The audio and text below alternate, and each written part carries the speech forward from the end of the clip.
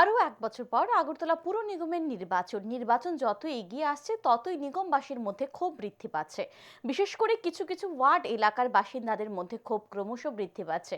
এই সকল ওয়ার্ডের মধ্যে একটি হলো পুর নিগমের 34 নম্বর ওয়ার্ডের কর্পোরেটর জাহ্নবী দাস চৌধুরীর ভূমিকা নিয়ে এলাকাবাসীদের মধ্যে দেখা দিয়েছে ক্ষোভ। ওয়ার্ড এলাকার বাসিন্দারা জানান, কোনো সমস্যা নিয়ে কর্পোরেটরের কাছে গেলে শুধু আশ্বাস মেলে, বাস্তবে কাজের কাজ কিছুই হয় না। টুয়েপের কাজ ছাড়া অন্য কোনো সরকারি সুযোগ সুবিধা পান না। এলাকার এক ব্যক্তি জানান, তিনি সরকারি ঘরও পাননি। কর্পোরেটরের নিকট ঘরের দাবি নিয়েছেন, কিন্তু ঘর আর পাননি। অর্থভগ্ন ঘরের মধ্যে দিন যাপন করছেন। এলাকার জল নিষ্কাশনের ড্রেনগুলিও নিয়মিত পরিষ্কার করা হয় না।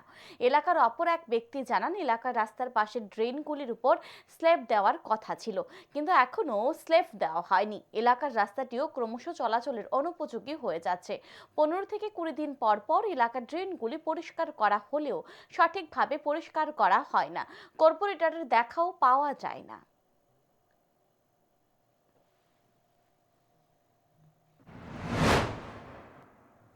সরকারি কোনো সাহায্য বা কোনো হেল্পার বা যে কোনো একটা সুযোগ সুবিধা আমার কিছু নাই, শুধু রেগারেডি আছে। এছাড়া আর আমি কিচ্ছু 10 পয়সাও পাইছি না, 10 পয়সার মূল্যও পাইছি না।